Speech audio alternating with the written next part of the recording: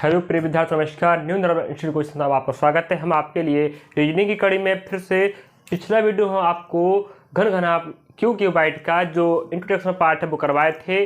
आप उसको इत्मीनान से अच्छे से अध्ययन कर लीजिएगा। उसके बाद हम आज लेते हैं प्रश्नों का वीडियो। इसमें आपको हम पहला छोटा क्वेश्चन लेते हैं। एक 15 सेंटीमीटर लंबाई चौड़ाई ऊंचाई वाला एक घन है जिसको काटकर 5 सेंटीमीटर वाला छोटा घन बनाना है। तो आपको क्या करना है, आपके प्रश्न में दिया है कि 15 सेंटीमीटर वाला बड़ा घन है और एक क्या है, उससे आपको काटकर 5 सेंटीमीटर वाला छोटा छोटा घन बनाना है। तो आपको क्या करना है, इतने बिंदु आपको हल सहित बताना है।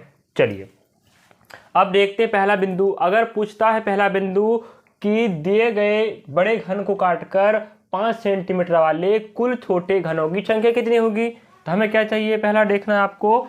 हमें फॉर्मूला क्या लिखा है, t बराबर n की पावर 3। अब हमें n का मान कहाँ से पता चलता है, n होता है, n बराबर होता है L1 अपॉन L2। L1 होता है बड़े घन की लंबाई चौड़ाई ऊंचाई, क्योंकि समान होता है तो हम लंबाई ले रहे हैं। लंबाई लो ऊंचाई लो चाहे चौड़ाई लो, बात एक ही है, क्योंकि लंबाई चौड़ाई ऊंचाई आपस में समान होगा। तो लंबाई कितना कह सकते हैं आप, 15 सेंटीमीटर बड़े घन की, और छोटी की लंबाई कितना होगा, 5 सेंटीमीटर। तो 5 तिया 15, तो n का मान कितना आया, n का मान आ गया 3। अब हमें क्या करना है, t बराबर क्या लेना है, n की पावर 3। तो t बराबर क्या हो जाएगा, n कितना आया है 3, 3 की पावर तो कितना बनेगा 27। तो आप कह सकते हो कुल कितने छोटे घन बनेंगे, 27। क्लियर है, समझ में आया बात। चलिए, या तो आप क्या कर सकते हो, इस वाले से भी देख सकते हो बड़े घन का आयतन अपना छोटे घन का आयतन। चलो देख लेते हैं ना। जैसे या कह सकते हो बड़े घन का आयतन क्या होता है, आयतन क्या होता है LBH। अब घन की बात हो रहा है तो लंबाई चौड़ाई ऊंचाई बराबर होता है, इसलिए हम इसको ले सकते हैं a की पावर 3 अपॉन a की पावर 3। छोटे घन का बड़े घन का आयतन अपॉन छोटे घन का आयतन। चलिए लेते हैं बड़े घन का आयतन, लंबाई कितना रहेगा, सभी भुजा का मान बराबर। तो 15 × 15 3 बार अपॉन फिर 5 × 5 छोटे घन का आयतन। हम भाग लगाते हैं, 5 तिया 15, 5 तिया 15 और 5 तिया 15। अब इन तीनों को आपस में गुणा करोगे तो कितना मिलेगा, 27 मिलेगा, जो टोटल संख्या होगा किसका, कुल छोटे घनों की संख्या। आपको समझ में आया होगा। चलिए अब क्या करना है, अब अगला पॉइंट क्या दिया है, शीर्ष सतह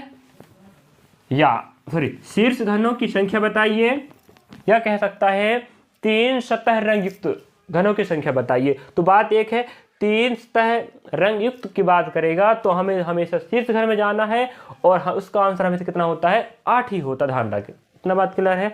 अब अगला है मध्य घन। अगर आपको पूछ रहा कि मध्य घनों की संख्या बताइए, इसी वाले में अगर इसको रंग करने के बाद अगर पूछता है 2 सतह रंग युक्त घनों की संख्या बताइए, तो भी बात क्या है, एक ही है। ठीक है, चलिए अब इसके लिए फॉर्मूला क्या होता है, 12 कोष्टक n-2। हम इसके बारे में पहले बता चुके हैं। अब दूसरे का आंसर देखते हैं क्या है, 12 कोष्टक n कितना आपको देख चुके पहले से, n कितना आया है 3 - 2, तो कितना बनेगा जी आंसर में 12, 3 में 2 गए 1, तो कितना हो जाएगा 12 × 1 कितना बनेगा, 12 1 12। तो आप कह सकते हो हमारे पास मध्य या 2 सतह रंगे वाले कितने घन बनेंगे, 12 बनेंगे। क्लियर है। अब अगला बिंदु देखते हैं, तीसरा बिंदु। तीसरा में क्या कहता है, देखो फर्स्ट वाला कुल हम टोटल निकाल चुके हैं, दूसरा क्या था, तीसरा निकल चुका, यहाँ ये थर्ड वाला। ठीक है, क्या है, थर्ड वाला है। थर्ड में क्या निकालना है, मध्य या 2 सतह रंग वाले। अब चौथा में क्या निकालना है आपको, केंद्रीय या एक फलक रंग युक्त की बात करें तो हम इसी से निकालना है। इसका फॉर्मूला क्या होता है, 6n-2 पावर कोष्टक के बाहर 2। अब लेते हैं 6 का 6 रहेगा, n कितना आपके पास 3 - 2 पावर 2, घटाइए 6, 3 में 2 गए 1 पावर 2। ठीक है, 1 का पावर 2 1 ही बनेगा, तो 6 × 1 बराबर 6। तो आप कह सकते हो कि केंद्रीय या एक सतह रंग युक्त फलकों या घनों की संख्या कितनी है, 6 है। अगला पॉइंट यहां देख लेते हैं। अगला पॉइंट लेते हैं हम क्या, 5 नंबर क्या रहेगा, अंतः केंद्रीय या रंगहीन या ऐसा घन की संख्या बताइए जिसके कोई भी फलक रंगा ना हो या जो अंदर हो दिखाई आपको नहीं देता हो। उसके लिए क्या है, फॉर्मूला ये है, लगा देते हैं n-2 पावर 3। n का मान कितना आया है, सबको पता कितना आया है, 3 आया, -2 पावर बाहर 2 रहेगा। अब 3 में 2 गया, 1 पावर लगा बाहर, सॉरी 3 पावर लगा है, 3 लगा दो, 1 का क्यूब कितना बनेगा, 1 ही बनेगा। तो आपका आंसर होगा कितना, 1। अब आप कह सकते हो पहले का आंसर आया है, हम बता चुके कितना आंसर आया है। अब दूसरे का आंसर आप देख चुके हो, तीसरा का देख लिए, चौथे का और पांचवे का। इस प्रकार आप आंसर निकाल सकते हो। अगर आपको प्रश्न पूछता है 5 बिंदु, तो 5 बिंदु निकालने के लिए आपके पास ये रखा है। चलिए आगे देखते हैं ना। अब आपको हम एक क्वेश्चन का जो 5 बिंदु बनते हैं प्रश्न, अगर उसको कैसे हल करना है उसके बारे में आपको बता चुके हैं। ठीक है, अब क्या करना है आपको, हम अगला प्रश्न आपको देते हैं, वहां देखिए जरा स्क्रीन पर आप लोग। पहला प्रश्न है, एक 18 सेंटीमीटर के ठोस घन से यदि 3 सेंटीमीटर के छोटे छोटे घन बनाए जाएं तो कुल कितने घन बनेंगे। अब हमें क्या पूछ रहा है, पहला पॉइंट क्या था, टोटल घनों की संख्या निकालना काटने के बाद। उसका फॉर्मूला आपको पता होनी चाहिए, ऑप्शन आपके पास है और आपके पास क्वेश्चन हल कीजिएगा। चलिए हम हल करते हैं ना। क्या लिखा है, बड़े घन की भुजा कितनी है, 18 सेमी है, ठीक है, और छोटे घन की भुजा कितनी है, 3 सेमी है। सेमी मतलब होता है सेंटीमीटर, ध्यान रखें। चलिए, तो पूछ रहा है इस 18 सेंटीमीटर वाले बड़े घन को अगर काटा जाए 3-3 सेंटीमीटर वाले घन के रूप में तो कितना घन बनेगा। तो हमें चाहिए टी का मान, तो टी बराबर क्या होता है, n की पावर 3। अब हमें n का मान कैसे निकालता है, n बराबर होता है L1/L2। अब n बराबर होगा, L1 कितना है 18, L2 कितना है 3, 3 6 18, तो n का मान कितना आ गया, 6 आ गया। इस 6 को रखोगे आप यहाँ पर तो क्या बनेगा, 6 की पावर 3 कितना बनता है, 216 बनता है। तो t बराबर कितना आएगा, 216। चलिए अब हम कह सकते हैं कि पहला क्वेश्चन का आंसर क्या होगा, ऑप्शन नंबर पहला। ठीक है आपके ऑप्शन में। चलिए है, अब अगला क्वेश्चन क्या है बताइए जरा। अगला क्वेश्चन क्या है, अगला क्वेश्चन लिखा है, एक घन को 225 भागों में विभाजित किया गया है। मतलब छोटे छोटे घनों की संख्या कितनी, 125 घन बन चुके हैं। ये क्या है, छोटे घनों की संख्या क्या है, 125 क्या छोटे घन है। इस विभाजन से प्राप्त छोटे घनों की भुजा 125, आप कटने के बाद 125 छोटे छोटे घन बने हैं।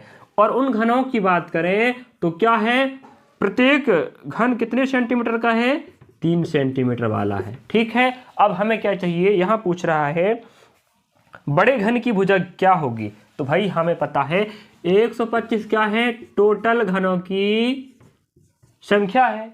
अब हमें पता है t बराबर क्या होता है, n की पावर 3 बराबर 125। अब हमें क्या करना है, इस 3 लिखा है पावर में, उसको पक्षांतर करते हैं तो 125 पक्षांतर हो जाएगा, बन जाएगा घनमूल। तो n बराबर कितना आएगा, 125 का घनमूल क्या होता है, 5 होता है। तो n का मान क्या आ गया, 5 आ गया। तो हमें क्या चाहिए था, छोटे घन की भुजा, छोटे घन की भुजा दिया था, हमें बड़े घन की भुजा चाहिए। हमें n का मान क्या आ गया, 5 आ गया। अब क्या करना है आपको, चलिए अब n बराबर क्या होता है, L1/L2। अब n1 के नीचे n अपॉन 1 कर सकते, कोई दिक्कत नहीं।